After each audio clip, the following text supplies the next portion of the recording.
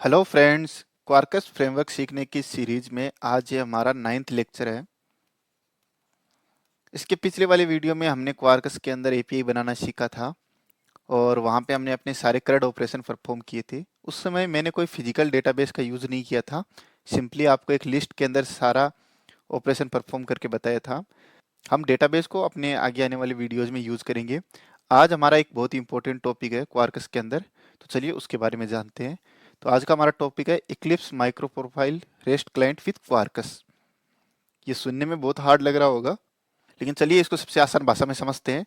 तो यहाँ पे मैंने डेफिनेशन लिख रखी है, एक बार मैं आपको ये समझाता हूँ। The micro profile rest client provide a type safe approach using proxies and annotation to invoking restful web services over HTTP. इस चीज़ को आप सिंपली समझिए कि अभी तक हम क्या कर रहे थे। एक बार मैं इसको थोड़ा सा नीचे स्क्रॉल करूँ।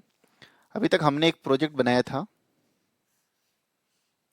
और उस प्रोजेक्ट के अंदर हमने 5 एपीआईज बनाई थी।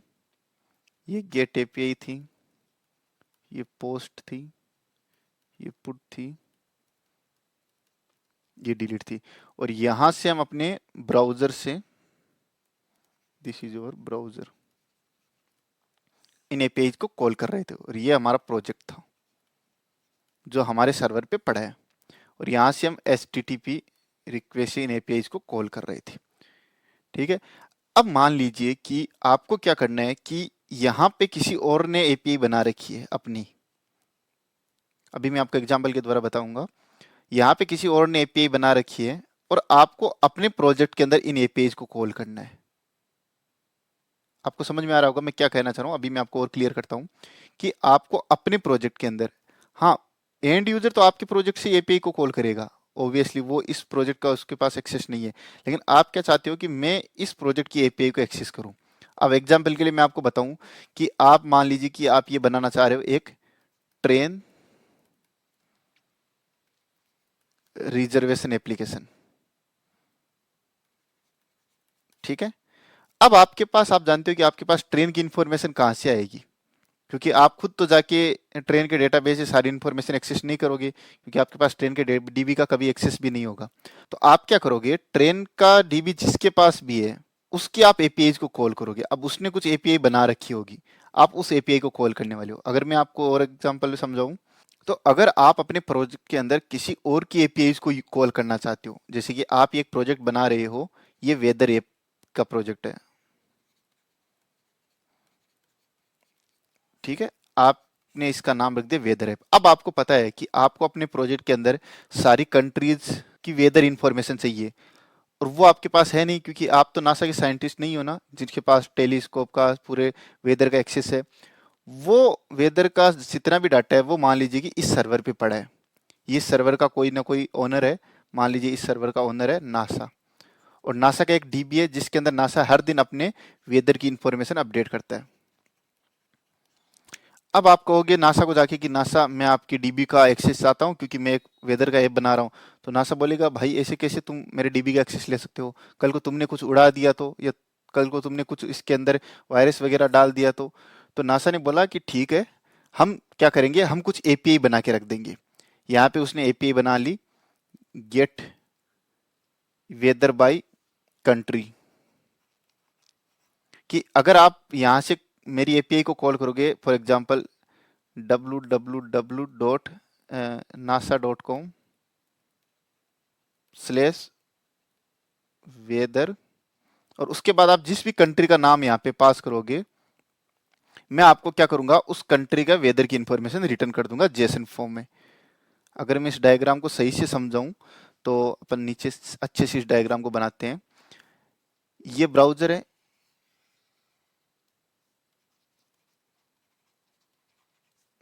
और ये मैंने एक एप्लीकेशन बनाई है।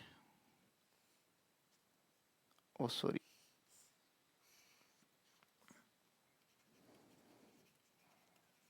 ये वेदर नाम की मैंने एक एप्लीकेशन बनाई है, वेदर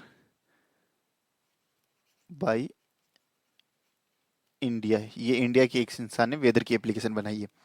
अब क्या करेगा कि मान लीजिए कि अभी हम डिजिटल इंडिया अभियान में पार्टिसिपेट कर रहे हैं और हम कह रहे हैं कि हम नहीं इंडिया के ऐप को यूज करेंगे, हम किसी विदेशी ऐप को यूज नहीं करेंगे वेदर के लिए। तो आपने यहाँ पे मेरे ऐप में कॉल किया कि मुझे इंडिया का वेदर बताओ। आपने एक एपीआई कॉल की, अगर मैं लिखूं तो www.weatherindia.com/दुबई। अब आपने कहा कि मुझे दुबई के वेदर की इंफॉर्मेशन दो, और यहाँ पे एक गेट एपीआई बनी हुई थी जो कि आपको कंट्री के बेस पे वेदर की इंफॉर्मेशन रिटर्न करेगी। अब क्योंकि मेरे पास तो पूरा पूरा वेदर की इंफॉर्मेशन नहीं है ना, क्योंकि वेदर की इंफॉर्मेशन मान लीजिए नासा कंपनी के पास है, उसने अपने सैटेलाइट वगैरह लगा रखे हैं। तो मैं क्या करूंगा कि मैं नासा कंपनी के पास जाऊंगा। मान लीजिए कि ये नासा कंपनी है और ये उनका डेटाबेस है। यहां से मैं गया नासा कंपनी के पास, ये नासा वेदर, और यहाँ से मैं नासा कंपनी को बोला कि नासा कंपनी मुझे तुम क्या करो कि अपने डीबी का एक्सेस दे दो, ताकि मैं यहाँ से क्या करूंगा कि वेदर की इंफॉर्मेशन को निकाल पाऊंगा। तो यहाँ पे नासा कंपनी वाले लोगों ने कहा कि भैया हम कैसे अपने डेटाबेस की इंफॉर्मेशन तुमको दे दें, क्या पता कल को तुम हमारा डेटाबेस का पूरा डेटा उड़ा दो, फिर हम रिसर्च कैसे करेंगे। तो मैंने कहा नहीं नासा कंपनी, हम डिजिटल इंडिया अभियान में पार्टिसिपेट कर रहे हैं, मुझे तो हमारे इंडिया का एपी यूज करना है, हम आपका एपी यूज नहीं करेंगे, तो मुझे तो आपका डेटाबेस का एक्सेस चाहिए। तो नासा कंपनी ने कहा कि चलो कोई बात नहीं, हम एक काम करते हैं, हम कुछ एपीआईज बना के रख देते हैं, आप हमारी एपीआई को कॉल कीजिए और ये एपीआई आपको इन्फॉर्मेशन रिटर्न कर देगी हमारे डेटाबेस से। ऐसे में क्या होगा कि आपको हम डेटाबेस का एक्सेस भी प्रोवाइड नहीं करेंगे और आपको वेदर की इन्फॉर्मेशन भी मिल जाएगी। तो यहाँ पे हम क्या करेंगे, हम यहाँ पे, क्योंकि यूजर ने तो लिखा weatherindia.com, यूजर ने तो मेरे ऐप पे कहा कि मुझे दुबई की इन्फॉर्मेशन दे दो, दुबई की वेदर की। तो मैं गया नासा के पास और नासा की वेबसाइट को कॉल किया, www.nasa.com/weather/दुबई। अब नासा के पास क्योंकि सारा का सारा वेदर की इन्फॉर्मेशन है, नासा ने यहाँ पे सर्च किया और यहाँ से मेरे को जेसन फॉर्म में डेटा रिटर्न कर दिया। अब मैंने क्या किया कि मेरे पास तो डेटा आ गया, अब मैं इस डेटा के साथ जो भी काम करूँ इसको थोड़ा बहुत मॉडिफाई कर दिया, ठीक है, और फिर मॉडिफाइड डेटा मैंने अपनी एंड यूजर को रिटर्न कर दिया। अब देखिए ये सारी प्रोसेस मुझे लगता है आपको थोड़ा बहुत समझ में आएगी, क्योंकि हम क्या करना चाह रहे हैं, हम अपने प्रोजेक्ट के अंदर किसी और की पेज को कॉल करना चाहते हैं। सिंपली ये समझो, ये मेरा प्रोजेक्ट है जिसपे मैं काम कर रहा हूँ, और ये किसी और का प्रोजेक्ट है, ये किसी और की एपीआई है, उसको मैं अपने प्रोजेक्ट में कॉल करना चाह रहा हूँ। और इसके एग्जांपल भी आपको समझ में आ गया होगा कि जो भी आदमी कोई ट्रेन की एप्लीकेशन बनाता है, जो भी आप सिनेमा की टिकट बुक करने की एप्लीकेशन बनाते हैं, तो आपके पास सिनेमा के डेटाबेस का एक्सेस नहीं होता है। वो सिंपली क्या करते हैं कि जो भी सिनेमा का ओनर होता है उसने अपने सिनेमा की जितनी भी इंफॉर्मेशन है वो अपने सर्वर पे रख रखी है, और उसने कुछ एपीआई बना दी है, और वहां से आप उस एपीआई को कॉल करते हो और आपके में डेटा आ जाता है। और इसका एक और बेस्ट एग्जाम्पल मैं आपको बताता हूँ, उसके बाद लेक्चर को लंबा नहीं करते हैं। आपने सुना होगा कि आजकल लोग क्या करते हैं कि अपनी एप्लीकेशन के अंदर यहाँ पे हम बटन लगाते हैं कि sign in with Google, sign in with Google, इस बटन को लगाते हैं, इस पे क्लिक करते ही लोग क्या होता है कि आपको गूगल का पेज खुलता है और वहां से आप साइन इन हो जाते हो। अब बताओ आपकी वेबसाइट में गूगल की इंफॉर्मेशन कहाँ से आई।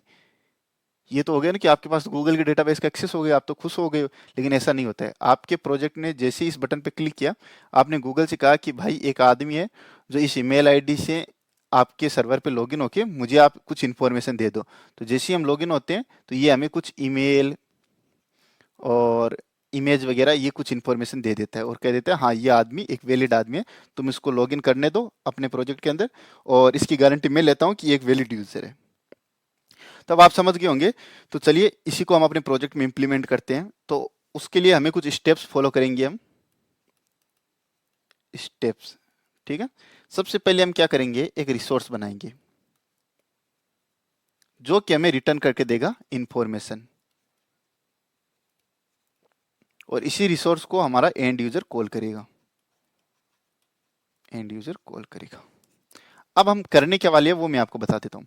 तो मान लीजिए मेरे पास कुछ टीवी शोज है और मैं एक सॉफ्टवेयर बना रहा हूँ जिसके अंदर मैं उन टीवी शोज की इंफॉर्मेशन दिखाऊंगा कि इस टीवी शो की क्या ऑफिशियल वेबसाइट है, कौन कौन इसके अंदर एक्टर है, ये कब लॉन्च होगा, या कितने इसके एपिसोड है, ये सारी इन्फॉर्मेशन हम दिखाएंगे।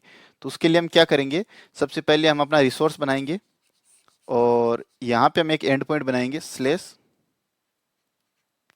/टीवी सीरीज स्लेस और यहाँ पे हम उस टीवी सीरीज की आईडी पास कर देंगे। अगर मान लीजिए मैंने यहाँ पे पास किया 129, तो ये 129 आईडी वाले टीवी सीरीज की हमें सारी सारी इंफॉर्मेशन रिटर्न कर देगा। तो ये हमें क्या रिटर्न करेगा, return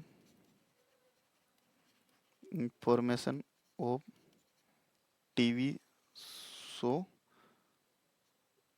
that's ID is 129। Okay, और एक हम क्या करेंगे, एक एपीआई और बनाएंगे जिसके अंदर हम क्या करेंगे कि हम लिखेंगे स्लेश टीवी सीरीज स्लेश और यहाँ पे हम लिखेंगे ऑथर का नाम। और अब ये जो भी इस ऑथर की जितनी भी टीवी सीरीज होगी उनकी लिस्ट रिटर्न कर देगा, list of TV series by author name. ठीक है, तो ये दो एपीआई हम अपने प्रोजेक्ट के अंदर बनाएंगे। तो आपको पता चल गया होगा कि हम ये दो एंड पॉइंट बनाने वाले हैं। तो अगर मैं इसको सही से लिखूं तो हमारे पास होगा रिसोर्स, जिसके अंदर हमारे पास एक एंड पॉइंट होगा गेट रिक्वेस्ट और यूआरएल क्या होगा slash TV series slash ID. ठीक है, ये आईडी क्या है, शो की आईडी है, शो या सीरीज की आईडी। और हमारे पास एक एंड पॉइंट होगा गेट, जो कि रिटर्न करेगा लिस्ट ऑफ टीवी सीरीज। और हमारे पास होगा क्या slash TV series slash author. तो ये हमें सिंगल इंफॉर्मेशन प्रोवाइड करेगा क्योंकि हम यहाँ स्पेसिफिक शो की आईडी पास कर रहे हैं, और ये हमें लिस्ट ऑफ सीरीज रिटर्न करेगा। तो हम इसको इम्प्लीमेंट कैसे करेंगे, सबसे पहले हमें रिसोर्स बना लिए। सेकंड पॉइंट पे हमें क्या करना है, हमें एक इंटरफेस बनाना है जिसको हम बोलते हैं प्रॉक्सी इंटरफेस, और यही हमारा प्रॉक्सी इंटरफेस रिमोट एपीआई को कॉल करेगा। ठीक है, तो इसके लिए हम क्या करेंगे, हम अपने रिसोर्स है, ये हमारा रिसोर्स है, तो हम अपने रिसोर्स के अंदर अपने इस इंटरफेस का एक ऑब्जेक्ट बनाएंगे। हालांकि इंटरफेस का ऑब्जेक्ट नहीं बनता है, लेकिन इसकी जो इम्प्लीमेंटेशन क्लास होगी उसका ऑब्जेक्ट बन जाएगा। तो मान लीजिए इसका मैंने इंटरफेस का नाम दे दिया टीवी सीरीज आईडी प्रॉक्सी। इसका मैंने दे दिया टीवी सीरीज आईडी प्रॉक्सी, आप इसका नाम कुछ भी दे सकते हो। तो हम यहाँ क्या करेंगे, हम इसका ऑब्जेक्ट बनाएंगे, तो हमने लिख दिया टीवी सीरीज आईडी प्रॉक्सी, और इसका मैंने ऑब्जेक्ट बना दिया प्रॉक्सी। लेकिन अब आपको याद करना है, जो आपने इस ऑब्जेक्ट बनाया है इसको आपको @REST क्लाइंट अनोटेशन से इसको अनोटेट करना है, ये सबसे इंपॉर्टेंट है। तो आपको समझ में आ गया होगा। उसके बाद हमें क्या करना है कि हमें इस इंटरफेस है, हमारा इंटरफेस कौन सा है, टीवी सीरीज आईडी प्रॉक्सी, ये हमारा इंटरफेस है। इस इंटरफेस को हमें एनोटेट करना है रजिस्टर रेस्ट क्लाइंट। ठीक है, और यहाँ पे हमको एक पाथ भी डिफाइन करना है। हम ये सारी चीजें देखेंगे, लेकिन एक बार मैं आपको ओवरऑल आइडिया बता देता हूँ। और यहाँ पे हमें ये क्या रिटर्न करेगा, तो ये प्रोड्यूसेज, ये तीन चीजें हमें बतानी होगी। तो आप समझ गए होंगे। हम सबसे पहले क्या करेंगे, ये थर्ड स्टेप पे, सबसे पहले स्टेप पे हम एक रिसोर्स बनाएंगे, उसके बाद एक इंटरफेस बनाएंगे और इस इंटरफेस का ऑब्जेक्ट बना लेंगे। हालांकि इंटरफेस का ऑब्जेक्ट नहीं बनता है, इस चीज़ को आप याद रखिए, उसकी इंप्लीमेंटेशन क्लास का ऑब्जेक्ट बनता है। और थर्ड, अपने इंटरफेस के अंदर इतनी सारी चीज़ें डिफाइन करेंगे। तो चलिए फटाफट चलते हैं और समझते हैं कि हम इसको किस प्रकार कर सकते हैं, क्योंकि थ्योरी के अंदर हमको पूरा समझ में नहीं आएगा। तो गाइज, आज मैं आपको बता देना चाहता हूँ कि अब मैं अपने जितने भी प्रोजेक्ट हैं वो मैं VS कोड पे करने वाला हूँ। आपने देखा होगा पिछले वीडियोज में हम इंटेलिजे को काम में लेते थे, और अब से हम VS कोड पे करेंगे। ऐसा मैं क्यों कर रहा हूँ, आप चाहे तो आप इंटेलिजे पे कंटिन्यू कीजिए, मैं VS कोड पे इसलिए कर रहा हूँ क्योंकि मेरे कंप्यूटर के अंदर रैम और प्रोसेसिंग पावर थोड़ी सी कम है। तो इसलिए क्या है कि जब मैं इंटेलिजे पे काम करता हूँ तो सही से वो चल नहीं पाता है, इसलिए हम VS कोड पे काम करेंगे। तो चलिए शुरू करते हैं आज का लेक्चर।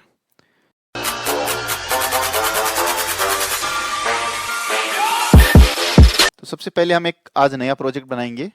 तो उसके लिए हम चलते हैं code.workers.io वाली वेबसाइट पे। यहाँ पे अपने ग्रुप का नाम दे देते हैं HPR Tech। यहाँ पे लिख देते हैं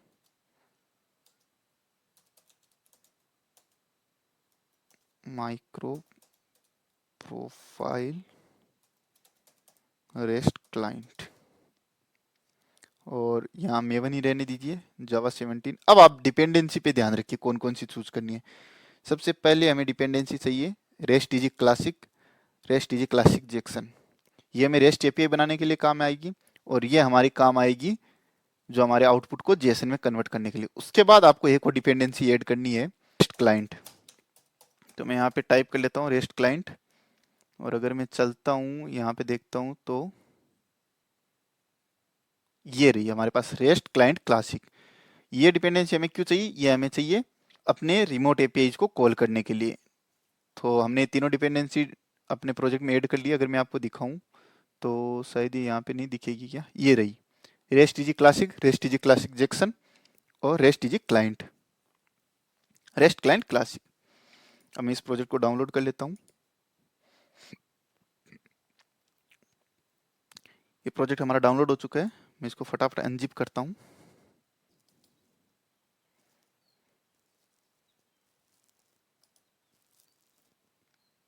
तो ये मेरा प्रोजेक्ट अनजिप हो चुका है। अब हम इस प्रोजेक्ट को अपने VS कोड में ओपन कर लेते हैं।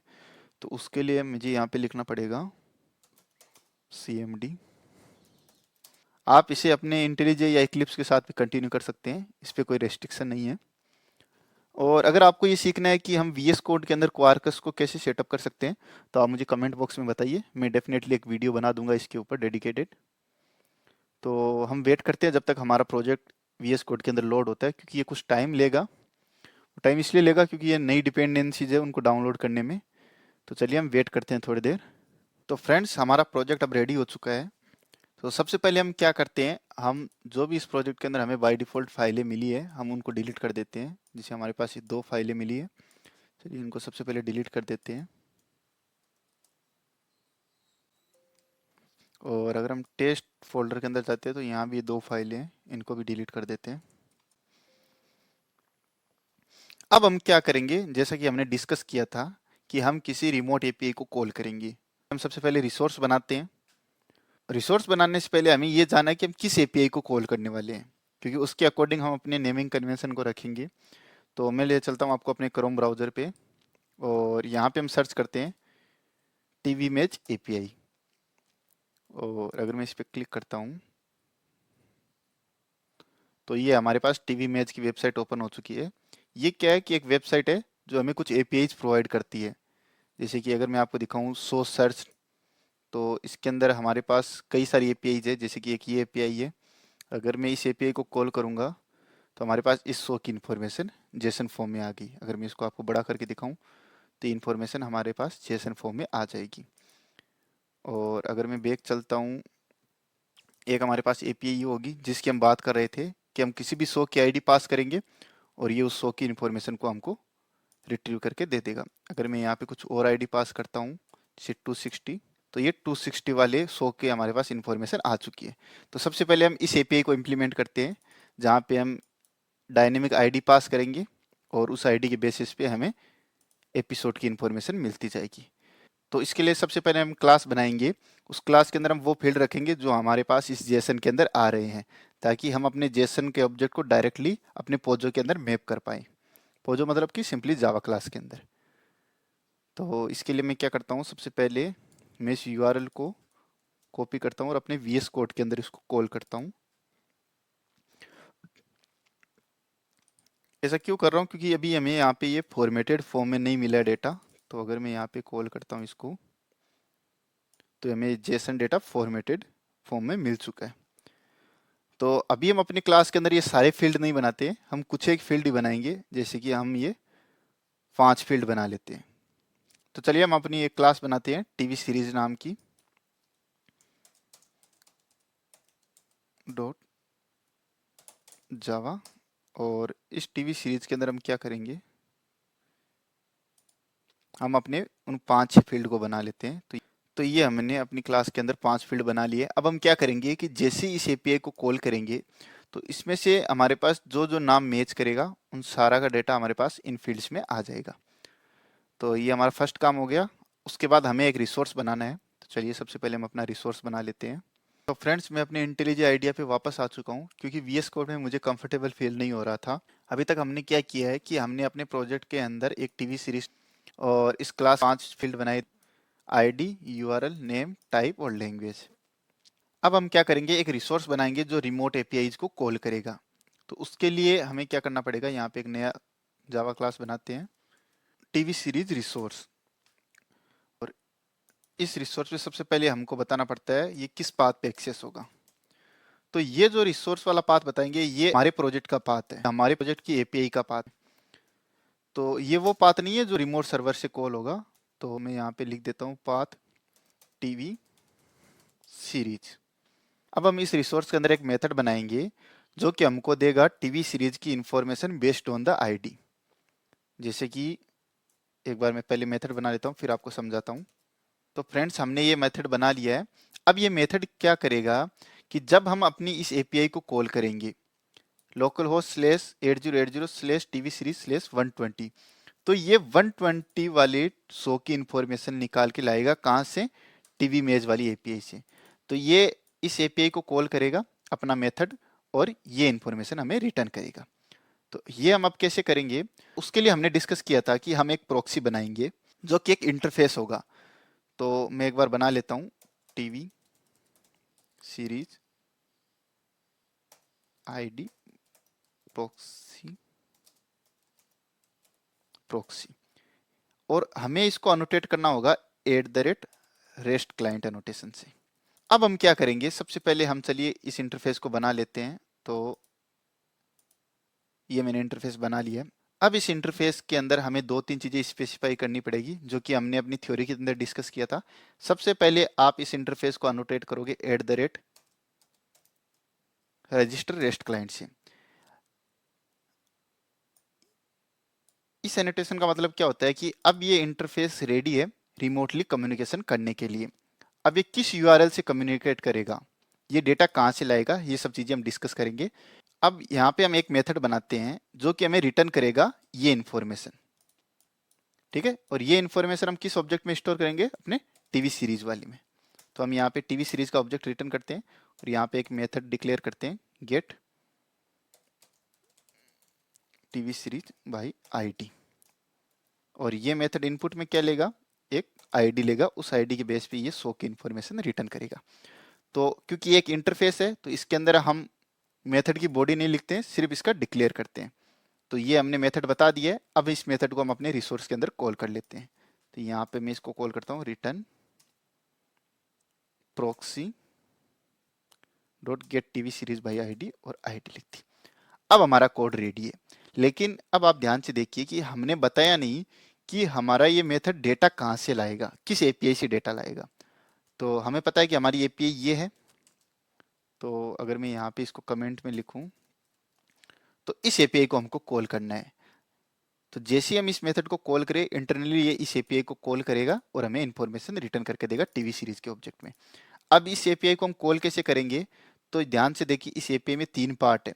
सबसे पहले बेस यूआरएल है, उसके बाद में एक सोज नाम का यूआरएल है और उसके बाद में है 120। तो इसको हम किस तरीके से करेंगे, तो अब हम इसको 3 पार्ट में डिवाइड कर लेते हैं। सबसे पहले बेस यूआरएल, इसको आप कॉपी कीजिए और यहाँ पे आप बेस यूआरएल को पेस्ट कीजिए। तो हमने ये इंटरफेस इस बेस यूआरएल के लिए रजिस्टर कर दिया। अब इसके अंदर हम जितने भी मेथड बनाएंगे वो इसके आगे की यूआरएल को एक्सेस करने के लिए होंगे। उसके बाद हमारे पास होगा एक सोज नाम का पाथ है। तो इसको आप यहाँ ऊपर ही ऊपर बता दीजिए,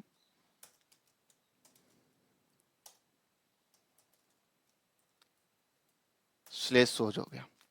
तो यहाँ तक हमारा क्या पाथ बन गया, http:/tvimage.com/सोज, यहाँ तक का पाथ हमारा बन चुका है। अब इस आईडी के लिए हम क्या करेंगे, इस मेथड है ये हमारा, इसको अनोटेट कर दीजिए @get से, और यहाँ पे आप पाथ में लिख दीजिए आईडी। और यहाँ पे हम इस आईडी को एक्सेस कर लेते हैं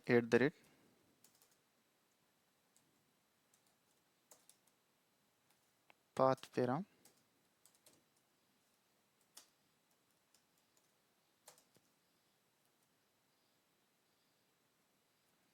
आईडी। अब हमारा ये मेथड रेडी है। अब मैं आपको एक बार इसको दोबारा समझा देता हूँ। सबसे पहले क्या करेंगे कि हमारे पास इस यूआरएल के अंदर 3 पार्ट है। तो हमने बेस यूआरएल बता दिया है यहाँ पे, और उसके बाद में हमारे पास एक और यूआरएल था /source, जो कि हमने ऊपर बता दिया है। आप चाहो तो इसको यहाँ पर भी डायरेक्ट बता सकते हो, उससे कोई इश्यू नहीं है। और हमारे पास 120 था, ये 120 हमने यहाँ पे पास कर दिया। अब हमारे यूआरएल पूरा बन चुका है। अब चलिए हम इस मेथड को यहाँ पे कॉल भी कर लिया है। अब जब हम इस एपीआई को कॉल करेंगे तो ये मेथड कॉल होगा, और ये मेथड इंटरनली क्या करेगा, इस एपीआई को कॉल करेगा और हमारे पास रिस्पॉन्स में ये रिटर्न करेगा। तो चलिए इसको फटाफट टेस्ट कर लेते हैं।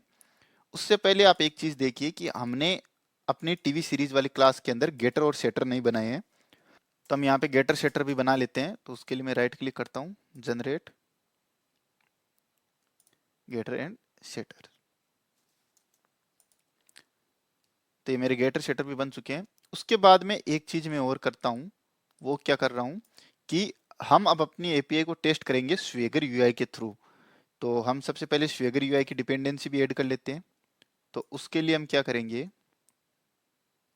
यहाँ पे मैं स्वेगर यूआई का एक्सटेंशन ऐड कर लेता हूँ। उसके लिए मुझे क्या कमांड टाइप करनी पड़ेगी, ये हमने पिछले वीडियो में देखा था।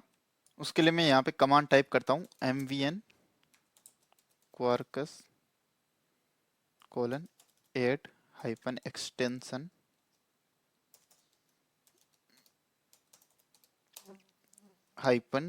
-d extensions is equal to quarkus -small rye open API, और मैं इसको एंटर कर देता हूँ।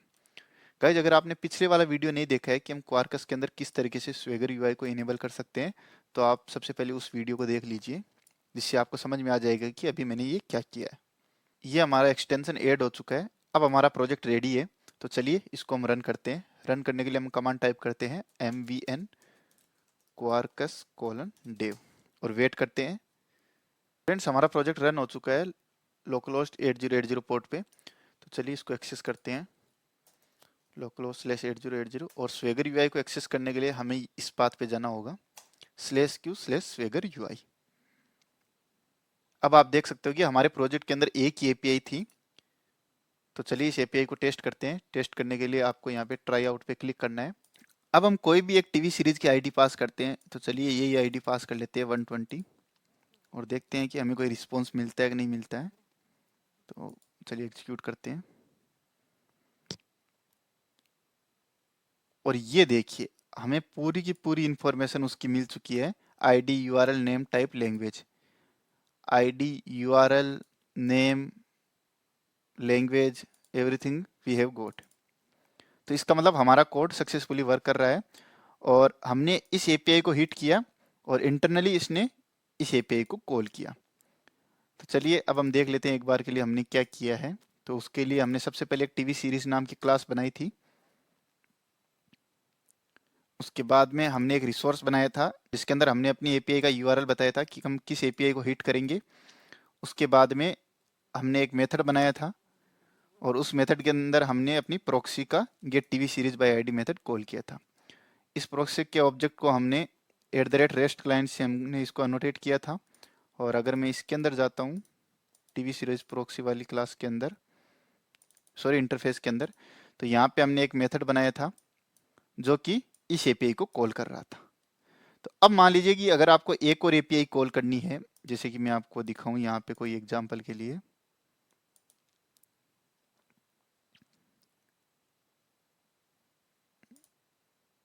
यहाँ पे एक और एपीआई है /search/people और !q ल्योरन, और ये एपीआई शायद हमें ल्योरन नाम के पर्सन के सारे सोर्स रिटर्न कर देंगे। तो चलिए इस एपीआई को और एक बार आप अपने प्रोजेक्ट के अंदर कॉल करते हैं और देखते हैं कि इसको किस तरीके से कॉल कर सकते हैं। तो मैं इस यूआरएल को कॉपी कर लेता हूँ। अब इसके दो तरीके हैं। या तो हम अपनी एक और नई प्रॉक्सी बना सकते हैं, जैसे कि मैं आपको दिखाऊं। तो ये जैसे कि एक प्रॉक्सी बनाई थी, ऐसे ही हम एक और प्रॉक्सी बना सकते हैं। और दूसरा तरीका क्या है, हम इसी प्रॉक्सी को यूज कर सकते हैं। अब मैं आपको एक बार दोनों तरीके बता देता हूँ। सबसे पहले हम एक नई प्रॉक्सी बना लेते हैं। तो मैं इसको कॉपी करता हूँ, एंटर किया, और यहाँ पे मैं लिख देता हूँ टीवी सीरीज पर्सन प्रॉक्सी, और यहाँ पे मैं लिख देता हूँ प्रॉक्सी पर्सन प्रॉक्सी। आप नाम कुछ भी रख सकते हैं, आप इसके ऊपर मत जाइए। मैं इस इंटरफेस को बना लेता हूँ, और हम अपने पुराने वाले प्रॉक्सी वाले इंटरफेस का सारा डाटा कॉपी कर लेते हैं। तो उसके लिए मैंने यहाँ से कॉपी कर लिया है, यहाँ पे पेस्ट कर लिया है, और ये पाथ भी मैं कॉपी कर लेता हूँ।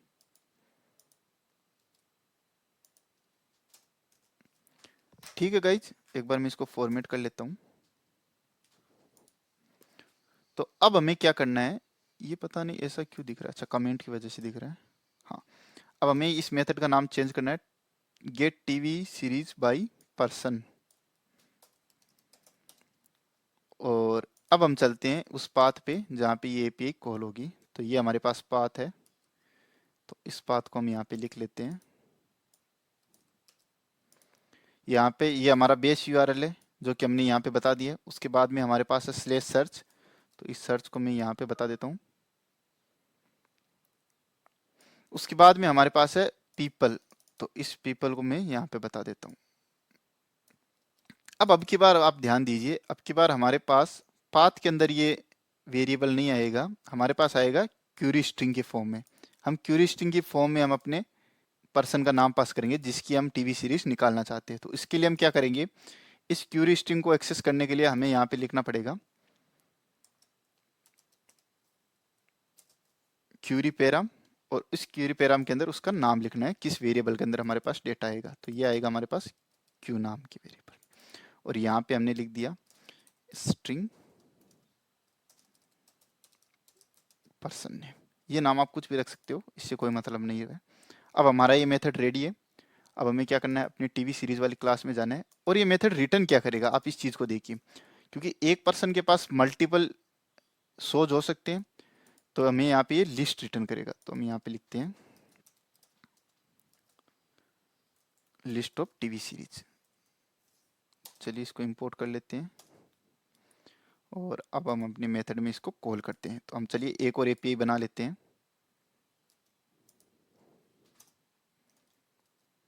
और इसका पाथ क्या होगा, इसका पाथ होगा हमारे पास /पर्सन, और यहाँ पे हम उस पर्सन का नाम पास कर देंगे।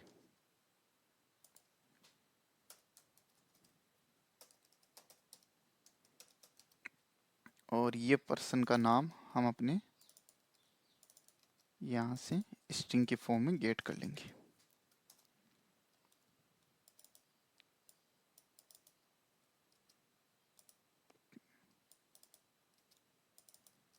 और यहाँ पे हम मेथड को कॉल करते हैं get TV series by ID. ये एक ही क्यों आ रहा है, क्योंकि हमें यहाँ पे रिटर्न करना है लिस्ट। तो हमने यहाँ पे लिस्ट रिटर्न कर दी है। और अब हम अगर इस मेथड को कॉल करते हैं, तो get TV series by ID, हमारे पास यही मेथड क्यों आ रहा है। ओ सॉरी, हमने यहाँ पे प्रोक्सी का ऑब्जेक्ट काम में ले रहे हैं।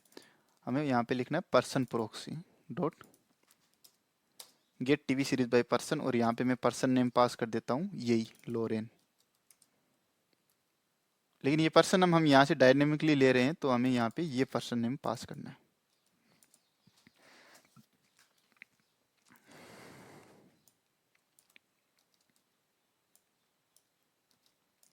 तो अब हम इस प्रोजेक्ट को दोबारा रन कर लेते हैं। तो मुझे नहीं लगता कि हमें दोबारा रन करने की ज़रूरत है, क्योंकि हमारा प्रोजेक्ट ऑलरेडी रन था। तो चलिए अब हम इसको रिफ्रेश करते हैं, और देखते हैं। हमारे पास 2 एपीआई आनी चाहिए अभी। तो ये हमारे पास दोनों एपीआई आ चुकी है। अब चलिए हम इस एपीआई को कॉल करते हैं। तो यहाँ पे इसको ट्राई आउट पे क्लिक कीजिए, और यहाँ पे पर्सन का नाम पास कीजिए। चलिए हम लोरेन पास करते हैं। अब हमारे पास रिस्पॉन्स में क्या आता है देखते हैं।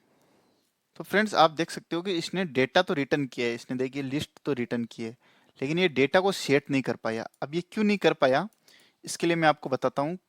आप यहाँ पे जाइए, जो इसका रिस्पॉन्स है एक बार इसको कॉपी करके अगर हम इस वेबसाइट पे जाते हैं जेसन फॉर्मेटर वाली पे, तो आप देखोगे कि ये जो ऑब्जेक्ट रिटर्न कर रहा है ये हमारे पास टीवी सीरीज टाइप का नहीं है। इसके अंदर स्कोर, पर्सन, ये सब नाम है, और हमारे टीवी सीरीज नाम की क्लास के अंदर क्या है, अगर मैं आपको दिखाऊं तो हमारे अंदर है आईडी यूआरएल नेम, इसलिए मैच नहीं कर पाया। तो फ्रेंड्स इसको सही करने के लिए हम क्या करते हैं, हम यहाँ से list of TV series return नहीं करते, हम यहाँ से सिंपल जेसन एरे रिटर्न कर देते हैं। अब क्या होगा आपको मैं दिखाता हूँ। अगर मैं यहाँ पे जेसन एरे रिटर्न कराता हूँ और अब इसको अगर मैं दोबारा हिट करता हूँ,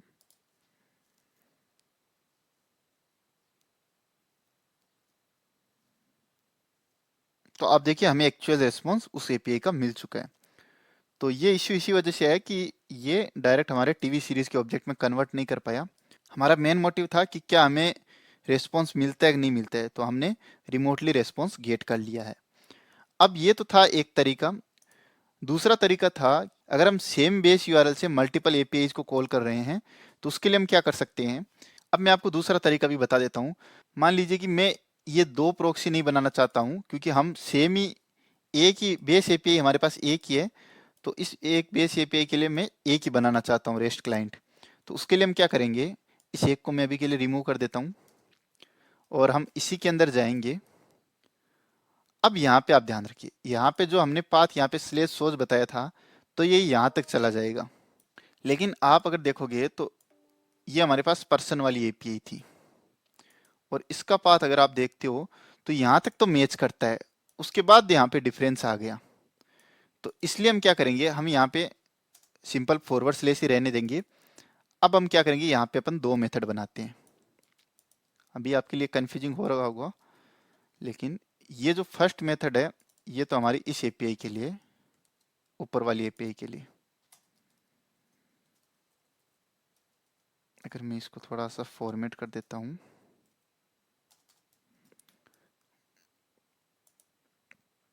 जो है हमारा फर्स्ट मेथड ये हमने है, ये तो हमारा रिटर्न करेगा बेस्ड ऑन द आईडी। तो यहाँ पे मुझे यूआरएल में ये सो जोड़ लिखना पड़ेगा। गाइस इतना समझ में आ गया होगा आपके। ये हमने क्यों किया, क्योंकि अब हमारे पास यूआरएल यहीं तक सेम था, तो इसके लिए हमने यहाँ बेस यूआरएल तो बता दिया, इसके लिए हमने यहाँ पे सिंपली पाथ लिख दिया और यहाँ पे हमने सोच स्लेस आईडी लिख दी। और इसके लिए हम क्या करेंगे, इसके लिए हम यहाँ पे ये पूरा यूआरएल यहाँ पे लिख देंगे। और इसके बाद में हमें यहाँ पे क्योंकि क्यूरी स्ट्रिंग में डेटा पास करना है, तो इसके लिए मैं अपनी टीवी सीरीज वाली का ये डेटा ले आता हूँ। आपके लिए ये कंफ्यूजिंग हो रहा होगा, लेकिन जब आप एक दो बार इसको प्रैक्टिस करेंगे तब आपके समझ में आ जाएगा। और यहाँ पे मैं मेथड का नाम चेंज कर देता हूँ, get TV series ID by person name. Sorry, यहाँ पे नेम लिखना पड़ेगा। और अब हम चलते हैं अपने टीवी सीरीज रिसोर्स के अंदर, और यहाँ पे अपन सिंपल प्रॉक्सी को कॉल करते हैं और यहाँ पे उसका मेथड कर लेते हैं get TV series by person name, और हमने पर्सन नेम पास कर दिया। अब ये रिटर्न करेगा हमारे पास जेसन एरे, जेसन एरे। अब हमारी सारी एरर चली गई है, और हम चलिए टीवी सीरीज प्रॉक्सी वाली फाइल को अभी के लिए डिलीट नहीं करता हूँ, क्योंकि आपके रेफरेंस के लिए मैं इसको रहने देता हूँ। अब चलिए हम इसको टेस्ट करते हैं। मैं समझा देता हूँ, जब हम इस एपीआई को कॉल करेंगे, अगर मैं आपको दिखाऊं तो अपने इस प्रोजेक्ट के अंदर अगर हम इस एपीआई को कॉल करेंगे http://8080/tvseries/id, तो हमें ये उस आईडी के कोरस्पोंडिंग टीवी सीरीज की इंफॉर्मेशन दे देगा। और अगर हम इसको कॉल करेंगे टीवी सीरीज स्लैश पर्सन और पर्सन नेम, तब हमें ये जेसन एरे रिटर्न करेगा उस पर्सन की इंफॉर्मेशन के साथ। तो चलिए इसको हम फटाफट टेस्ट करते हैं और देखते हैं ये हमारा काम करता है कि नहीं करता है। तो इसके लिए मैं अपने इस यूआरएल को रिफ्रेश कर लेता हूँ। तो ये रिफ्रेश हो चुका है। अब हम क्या करेंगे, चलिए सबसे पहले हम अपनी इस एपीआई को टेस्ट करते हैं। इसके लिए मैं यहाँ पे आईडी पास कर देता हूँ 120, एग्जीक्यूट करते हैं और हमें ये इन्फॉर्मेशन मिल चुकी है। चलिए ये एपीआई तो हमारी सही काम कर रही है। अब हम करते हैं दूसरी वाली एपीआई को टेस्ट। इसके लिए ट्राई आउट, और यहाँ पे मैं लोरेन पास कर देता हूँ।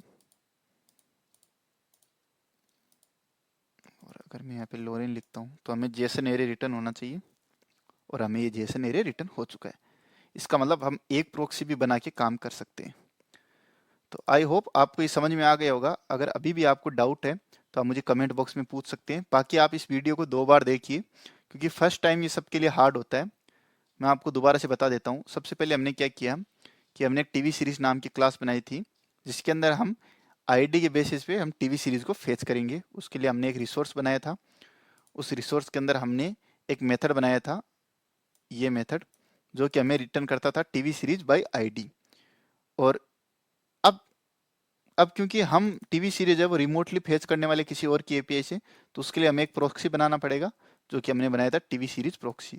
और उसको आपको अनोटेट करना होगा @REST क्लाइंट से। अगर मैं इस प्रॉक्सी के अंदर जाता हूँ तो यहाँ आपको 3 चीज़ें बतानी होगी, एक पाथ, एक बेस यूआरएल, और उसके बाद में आप जिस भी एपीआई को कॉल करना चाहते हैं उसके कोरोस्पोंडिंग आप एक एक मेथड बना लीजिए। तो गाइज आई होप आपको ये समझ में आ गया होगा। अगर फिर भी आपको डाउट है तो आप मुझे कमेंट बॉक्स में बताइए, और अगर कमेंट बॉक्स से आपका डाउट नहीं सॉल्व होता है तो आई विल डेफिनेटली एक वीडियो और बना दूंगा मैं आपके लिए। तो चलिए, अभी के लिए बाय बाय। मैं इस कोड को गिट रिपोजिटरी पे भी होस्ट कर दूंगा, तो आप वहाँ से भी इसको देख सकते हैं। तो अभी के लिए बाय, टेक केयर।